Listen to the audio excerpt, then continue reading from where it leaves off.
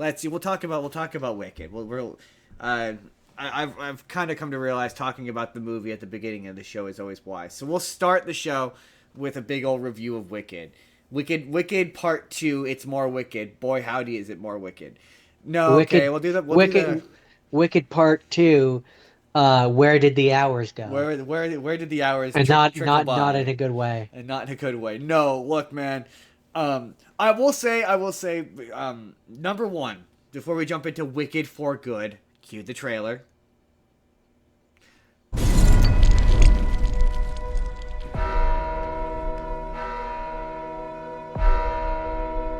Alpha Withrop, I know you're out here. Just come in before the monkeys spot you.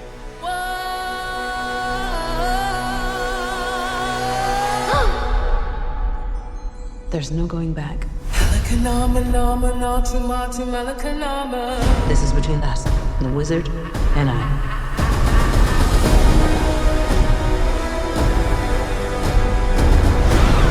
The Wicked Witch can't elude us forever. Not with Prince Fiero and his squadron hot on her trail. No good deed goes unpunished. That's my creed. The wonderful Wizard of Oz. No one believed in you more than I did. Alphaba. They're coming for you. Before we jump into that, there's two things we have to make clear up front. Number one, we are not the audience for this. Oh, So, no, hell like, no. this is not for us. This is for the little girl who was sitting seats down from me, who was weeping. And their mom. And their moms and all the people who applauded at the end of the movie and had a great time. Like, this is for our friend Haley, who wept at the end of this. Like, this is for her. Or the people who are just generally a fan of Wicked. And, Yeah. and I don't- so for me going into these, I didn't watch Wicked. I'm watching it purely as a movie, and purely as a movie, it doesn't do it for me. And that's all to have. That's even said my that. that's my spoiler-free, Um, nice You version guys, of this. it's gonna go up eventually, but the review I did with Haley and Jake over on her podcast, I appreciated that. She says, I am gonna leave maybe then.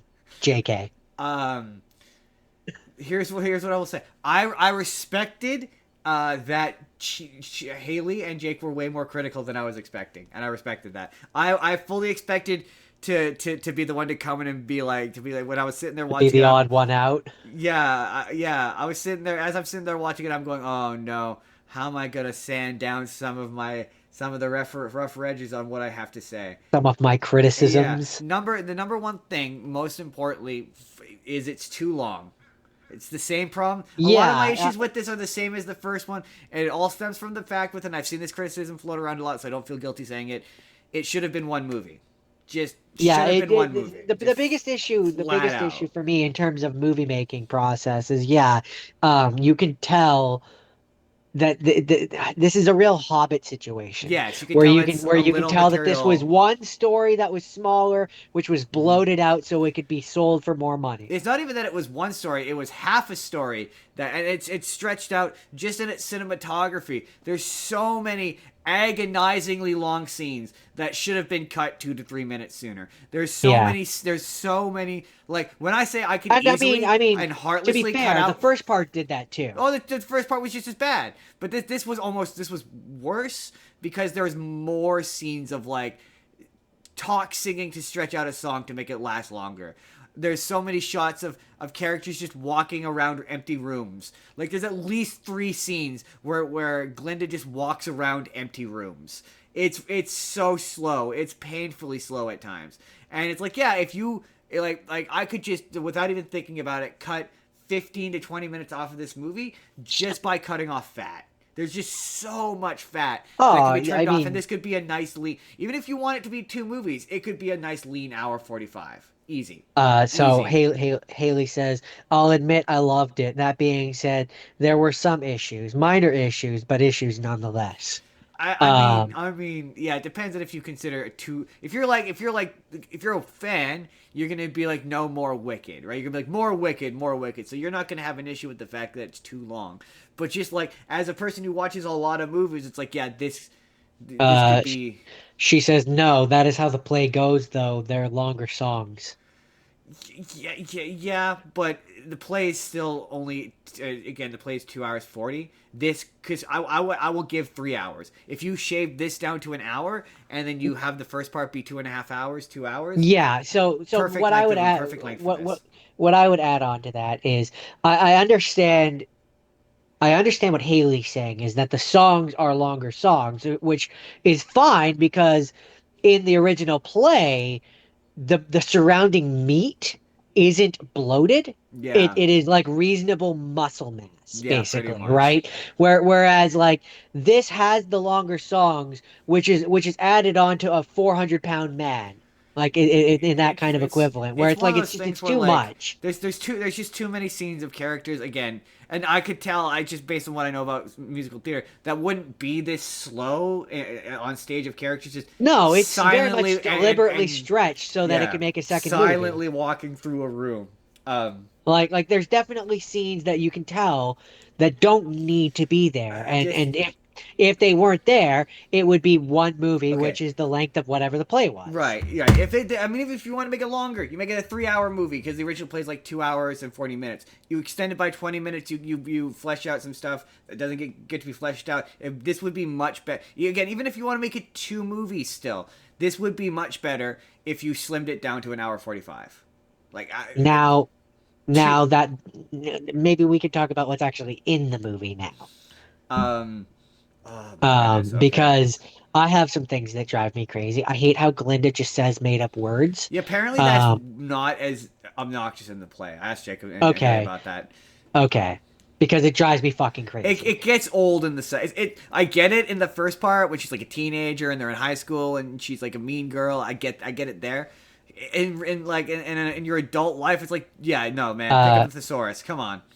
Haley says, I wanted to add and justify myself from last night. The fluff you talked about is to add more context that the play lacks, which I argue that it doesn't need. Like, yeah, I Having not seen the original it's one of play, those things where this is I can't me, really comment on this that. is me but being the cold person who's like I have no loyalty to any of this, so I'm like, this is what makes this functional as a movie, and as a movie it's just too long. That's the but I mean, there's for me, there's also just a lot of character decisions that I would change. I am of the opinion, and maybe this is a controversial opinion, but I am of the opinion that Glinda, is a villain. Just from beginning to end, she is a I villain. mean, it certainly reads that way. I said it read that way. It reads that way in the theater when she puts on her crown at the end, like she's Darth Vader.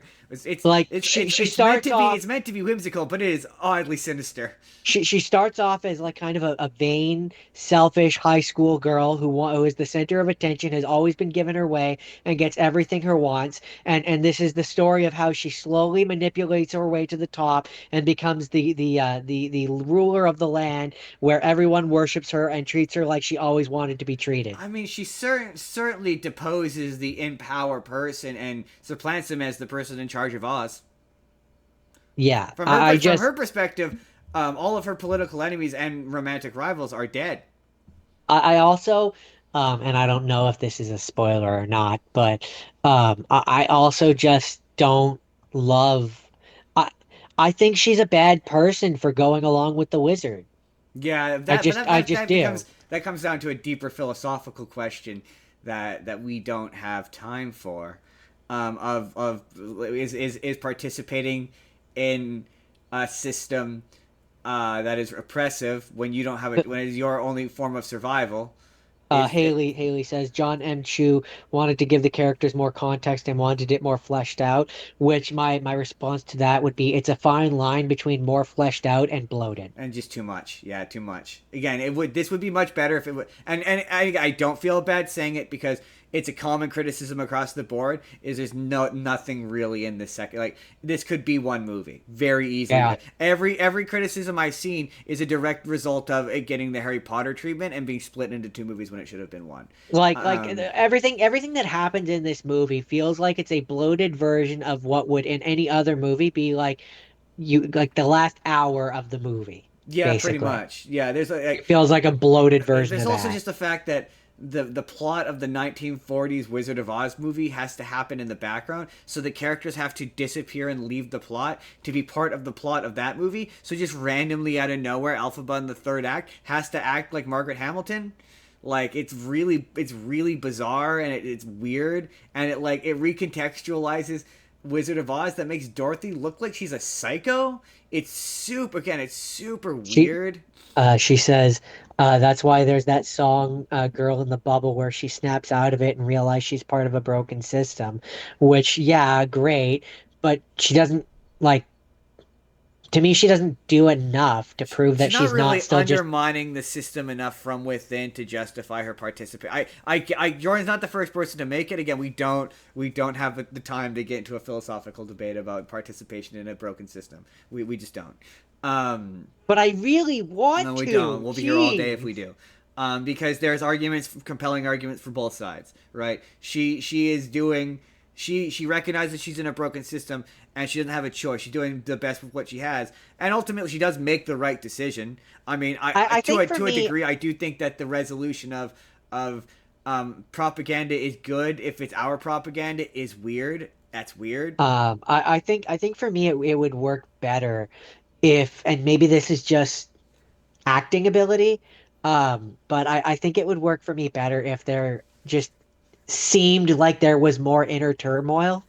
See, but that's the thing is, I see it. I It's I don't. I it's don't see enough of it. But to be fair, you are blind to subtlety in acting. You're totally face blind to any subtlety in any acting.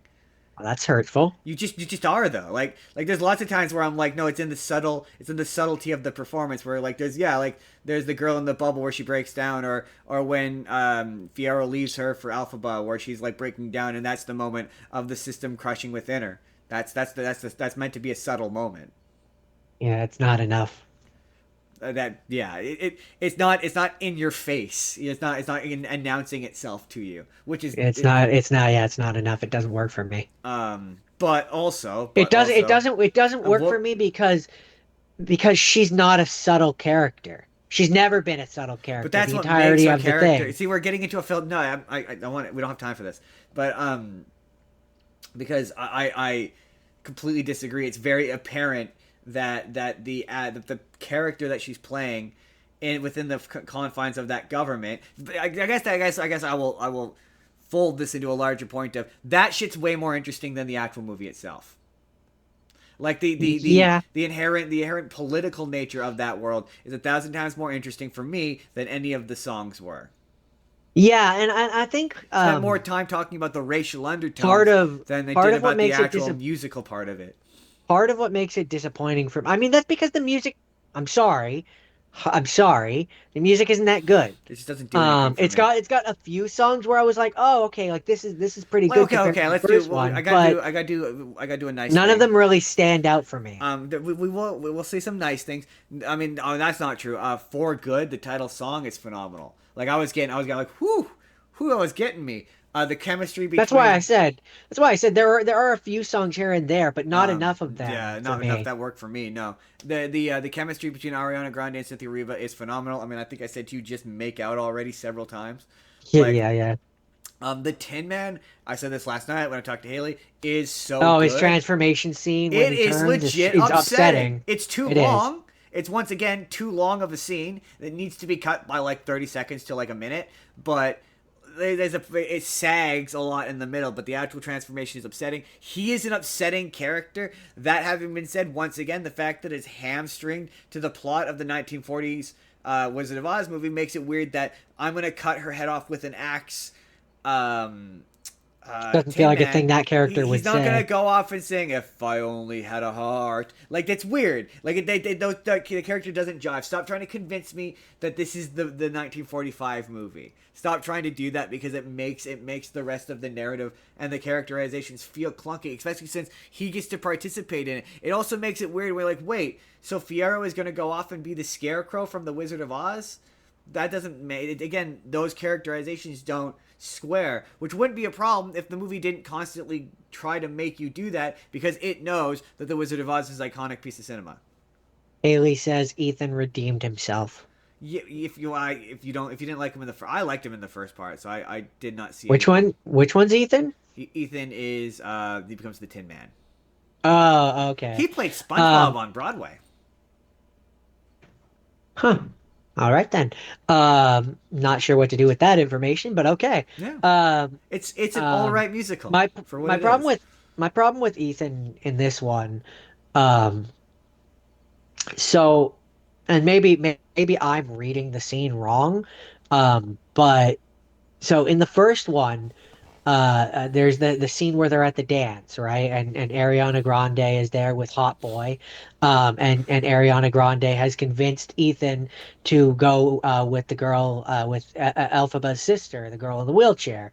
And there's the part where Ethan is about to say to her like he's about to tell the truth and be like, I just came here with you because Ariana Grande asked me to, and I really want to bone her.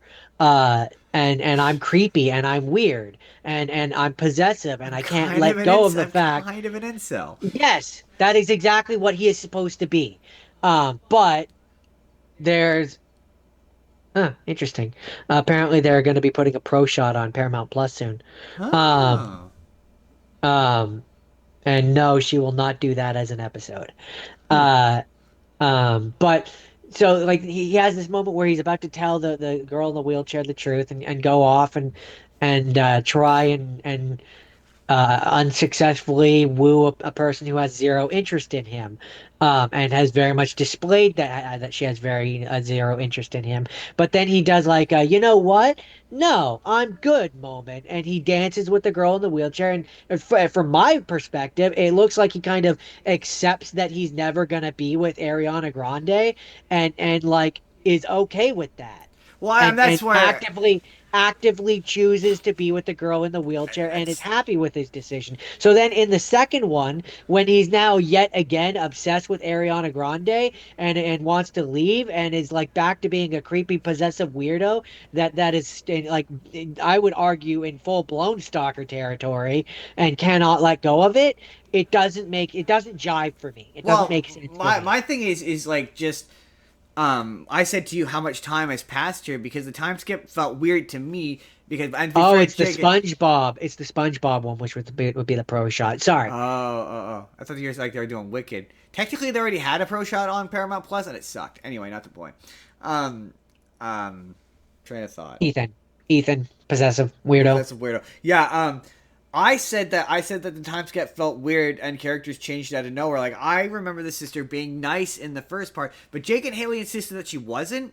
So like, but I'm like, I remember her being like the sweetest, nicest person ever, and I I remember her being sweet to everyone but Elphaba. yeah, yeah. Um, and and so her turn to just I'm kind of basically Well, that's how Bach is in the play, is what Haley says. Gotcha. But her turn to just now I'm Mussolini because obviously the wizard is Hitler. I'm now Mussolini. It felt weird to me. It felt like a real It hard character turn for me, where it's like she's it just all of a sudden awful. see, well, it doesn't if so it's supposed to be a 5-year time jump. That's what Haley and Jake said. Okay, because the movie doesn't tell you that. It's just it's very apparent No, and it's very apparent that it's a time jump, but I thought yeah, it was like a year, yeah. like maybe like 1 year or something. They don't really, unless I missed it and there was some secret text there which says It's 5 years later, it's but one of those things where because it's Hollywood and characters in Hollywood movies don't age, they don't look any older. Like even in 5 years yeah. time, you look older. It's just a thing about none of them look older. So it looks like it's at best been a couple months. But it's like, no, clearly it's been enough time where she's governor now and she's instituting policy that is oddly fascist. And so knowing that it's 5 years, yeah, I mean, a person changes a lot in 5 years. I mean, sure, but full more fascist just feels like you have to think about the fact that a number of things. One, her dad died, and as far as she's concerned, her sister abandoned her and did nothing to make didn't come and grieve, didn't do anything. So her being unpleasant in that regard isn't out of character as far as I'm concerned. Two, the fascist thing.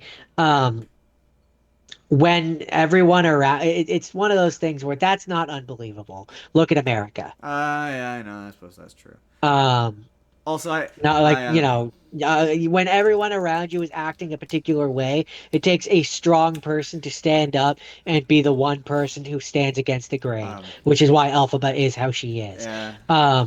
Which is what I think makes it frustrating. Which is what makes the Glinda character frustrating for me. Not to go back to that, but and then, so I think part of, and I'm trying to formulate my words here. Part of what I find disappointing in the second one is I wanted more of the focus to be on the animals who are being subjugated. Yeah, well, apparently that's a to be fair to this movie, apparently that is a bit in the play. Oh no, Haley, I understand why Elphaba didn't go to the funeral. I'm saying the sister is pissed because she didn't. Yeah.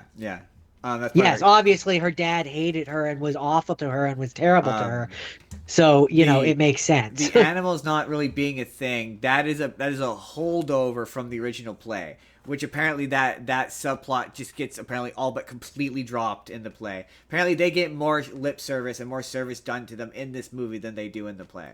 Which, yeah, I'm saying that's bad. Which is like, no, they don't get enough. It's because it gets really hung up on the relationship between Fiyero and Elphaba, which I didn't think they had any chemistry whatsoever. Oh yeah, the backhand of this just becomes PG rated smut. She's just fawning all over him. It's not remotely interesting or engaging. That's what I said. But that's where it's like, I'm not the target. That's the case if I'm not the target demographic for this. This is not for me. Yeah, but my issue is that this is not for me.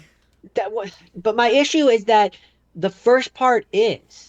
The first part is written more like a Narnia or like a classic Wizard of Oz thing. She does get, in my opinion, and then the second half just becomes PG smut, it's all about focusing on the fawny relationship between Elphaba and the dude. Elphaba gets turned into a scarecrow with a fully functioning. I'm sorry, I can't make that joke on YouTube. Yeah, I will say Elphaba does kind of get regressed into like a lovesick. She she loses a lot of her edge that she had and her sass that she had in that first movie. Yeah, for me it just feels like it becomes a lot less of like, oh, I have to stand up for the animals and the people that are being subjugated, which is the entire reason why I fought the system and went against the grain.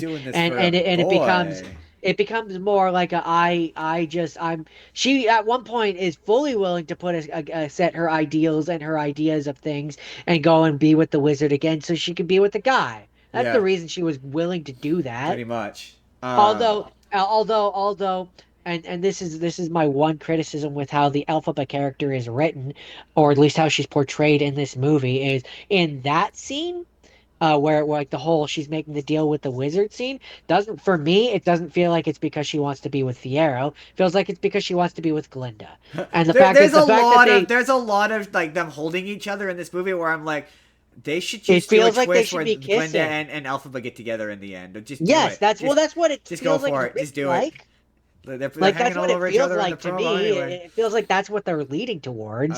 Feels like they're leading towards like this whole big like, oh yeah, the entire time she thinks she's in love with the dude. It does feel that way, yeah. And then at the end of it, we're gonna find out that her and Glinda end up together. That's what it feels like they're building towards. Michelle Yeoh is awful. Everyone is saying she's awful, and they're right. She's terrible. She's not. Michelle Yeoh, the professor, the Asian professor. Yeah, the professor. Okay, yeah. She's terrible. She's bad. She can't sing. She is flat in every single song she sings. She can't. Michelle Yeoh is a phenomenal actor. She is so wrong for this role. Speaking of wrong for this role, hey Jeff Goldblum, he's wrong for this role. I do enjoy him being eccentric, but his song was painful. It was agonizing. It was so bad. Trying to think who I I have would the heart pick to tell instead Haley of and him. Jake that. They'd be like, dude, no, man, it's so bad. And then they have So- Ariana so let's Grande say- piped in at the end to sing over top of him, and their harmonies are So- awful. So let's say that you could recast. Who would you have? This is a case of I now I know what Virus feels like because I don't know the source material enough to. Well, just the wizard. You know what the wizard from Wizard of Oz It is like. depends, because- Who would you pick? Well, no, because it entirely depends on what the intention was in the original for me. Because if he's like meant to be like a young swashbuckling kind of dude, like not like a James Franco, but like a young handsome guy, then I don't know. I still don't know. Or is it supposed to be like an older guy? Like I don't know which. It depends on the intent. I guess because it's supposed to be her dad. I guess someone older. So maybe I'd pick Tom Hanks. he's got to sing. No, not necessarily. So you're saying cut out his Just song? just because he sings in this doesn't mean that he has to sing. I would cut out the song. Cut out the song? I mean, that's fair. That's one of. I would cut out the song where it's Ariana Grande by herself singing. I would not have that. Yeah, that character doesn't. To me, like, yeah, doesn't that need to character sing? doesn't feel like he needs to sing. There's That enough song. singing. That song. That was a song that Or you do talk singing where like Ariana Grande or one of the characters is singing to him and he's talk singing back. That's kind of felt like what they were going for with Jeff Goldblum, and then he started to full bore sing, and I was like, oh my god, this is not good. This is not good. So yeah, I guess to sum up my final thoughts because I feel like this review is going long. To sum up my final thoughts for this movie, it's not for me. I didn't like it, and I probably won't watch it again. If you're a fan of Wicked, you're gonna have a great time, right? It's just flat out, full stop. If you're a fan of this, you're gonna like it. If you're not, And a if fan you're of, not, this is the analogy I thought of when I was watching this movie. This movie is Harry Potter 5. I'm not gonna sit here and to convince you, having never seen a Harry Potter movie, to watch the fifth one. And if you're already gonna watch the fifth Harry Potter movie, you're gonna like it. there's nothing I can say that will change your mind that's gonna anyway. take away any enjoyment from it. That's gonna change your mind. This yeah. is the same thing. If you've never seen Wicked 1, why would you watch Wicked 2? And if you love Wicked, there's nothing I can say that's gonna make you hate it. So, and that's fine. I appreciated that we're all kind of in agreement. It's just not as good as the first one by like kind of a wide margin. That's what I think. Personally, The first one's just generally a way better movie. Way better movie. But that's what everyone says about the play. They said the first half is better than the second half. So, but yeah, that's my review of Wicked Part 2 as the cold, heartless bastard who has never seen Wicked. that's our review as the cold-hearted bastards who have never seen Wicked. Yeah, I would cut again hour 15 off of this, shave it clean off, and then tack it onto the end of the first part. That's what I would do. But like also a lot of the stuff I would do, is just exercises I would make through the original. Like I would cut out the entire subplot of the plot of the Wizard of Oz having to happen in the background. Completely cut that out. Get rid of that. That doesn't need to happen. I mean, ultimately, I would just turn it into Narnia. I mean, That would basically be what it would become. that'd be kind of fun. It did get a tad Narnia there in the anyway. That is our review of Wicked, second Wicked, for good Wicked. You're really good, Wicked. Wickeder. Be good, Wicked. It wasn't fairy. It was all right. It was okay. It was inoffensive. It was were I It was not really watching this for boring. content, I'd watch it on streaming. Here's what I'll say. I only watch this for content. When I go watch a movie in the theater, I am very respectful about not looking at my phone. No, I will. I have no such qualms. And no, but I do, and I had to because I needed to know how much longer I was going to be sitting there. I could tell we were near the. It was funny because when you looked, I knew we were near the end because I was like, oh yeah, we're at the climax of the plot of Wizard of Oz. So there's only like 10 minutes left of that movie, which means there must be like at best 20 minutes left of this, and I was right. Oh, that was the one last bit on Wicked Part 2. I did think it was funny, the implication that she's going to go off and have freaky sex with the Scarecrow. It's just the notion that this musical and play are like, no, but But actually, okay, this the It's Wicked Witch. it's fully functional. The Wicked Witch of the West is actually young and hot, actually, and her and the Scarecrow had freaky sex before he became a Scarecrow, and then he magically became a Scarecrow, and they proceeded to have more freaky sex after that. Like, I just think I made the joke to Jake that she was Madame Himmler, and he said no, it's more like Madame Goebbels. That's World War II joke. That the context of that is that they did the propaganda for the Nazis. But before we move on from it, final thoughts. Which this is going to be a spoiler. I'm going to talk about the end of it, and how they could make a Wicked 3. So if you want pause if you don't want to hear it, skip past this, yada yada yada. Anyway, okay. So at the end, Glinda is looking at the book, the evil book of spells, which has done nothing but cause problems this entire movie. And it cuts back to Elphaba, who like has turned back and is looking, and it's very obvious that, to me, it's very obvious that she is the one who has opened the book, because she is the only person in the movie who has been capable of doing that at this point. And she has brought the spell up for Glinda. And obviously, the spell is going to allow Glinda to have the magic powers that she's always wanted. And I say in the next one, we're gonna cut, and it's gonna be like 10 years, 15 years later, and Elphaba will have to return from her exile in the desert, where she somehow didn't die in the desert, and she'll have to save Oz from Glinda, who even with her good intentions has gone crazy and has become a dictator. No, there's no way. There's no way Elphaba's not gonna wind up in Kansas in the next one. No. She's gonna come back to Oz. She's gonna wind up in the real world. Well, I mean, Jordan. okay, They're yes. gonna do a real world. We're gonna start, and she's gonna be in the real world, and then she's gonna have to come back to Oz to save it. That's fair. And they'll call it like Wicked Return to Oz or something. Return to more Wicked. Okay, that's enough of Wicked, though. Elphaba will have to come back and save the day. We have to wrap up on Wicked. We have to move on. We have to talk about and redeem Glinda. we have to talk about Jordan. The 90s. No.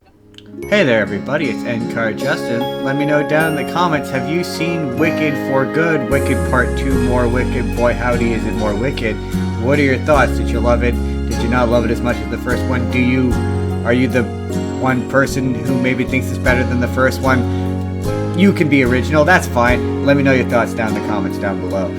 In the meantime, if you'd like to see our full 90s and 80s special. This wasn't the 90s and 80s so much, but we talked about a bunch of stuff from the 90s and 80s in the video on the left, or if you just want to see a random video that YouTube thinks you're going to enjoy, you can click the box on the right. Hit subscribe if you haven't already. We put new videos out 7 days a week. That's a new video every single day. Or you can just leave us a like. That helps the videos out more than you can imagine. We will see you all in the next video.